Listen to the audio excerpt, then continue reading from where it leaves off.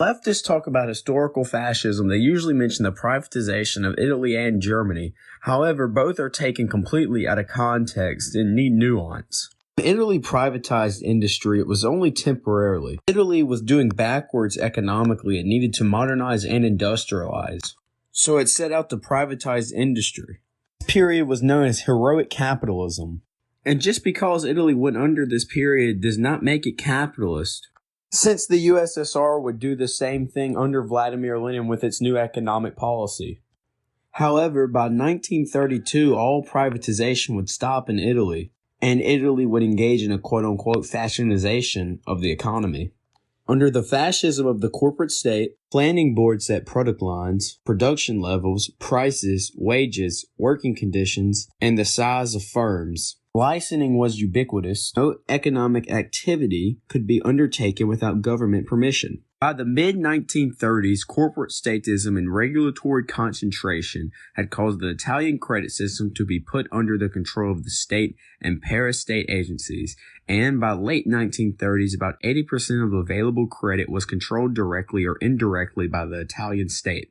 With the passage of the Bank Reform Act in 1936, the Bank of Italy and most of the other major banks became government entities. 1 year earlier, the confiscation of capital had begun, with the state indictments requiring all banks, businesses, and private citizens to surrender their foreign-issued stock and bonds to the Bank of Italy. By 1939, Italy saw the highest rate of state-owned enterprises in the world outside of the Soviet Union. In that year, the state controlled over 4/5 of Italy's shipping and shipbuilding, 3/4 of its pig iron production, and almost half that of steel. And due to how the syndicates and corporations acted inside of the Italian economy, economist Ludwig von Mises would say, quote, "Economic program of Italian fascism did not differ from the program of British Guild socialism, as propagated by the most eminent British and European socialists." When many talk about Nazi privatization, they usually point to the study against the mainstream.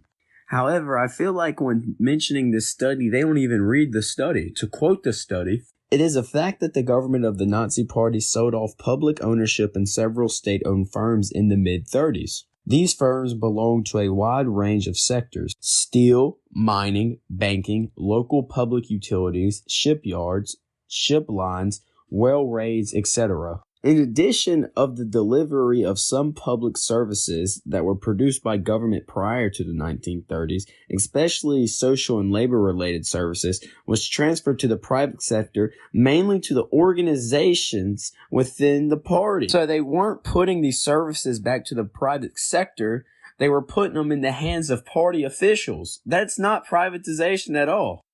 In fact, again, the economist Ludwig von Mises would say exactly that privatization under the regime was just in name only. He would call what the Nazis did de facto nationalization, and he would say that the actual substance of ownership of the means of production resided in the German government. For it was the German government and not the private owners that exercised all of the substantive powers of ownership.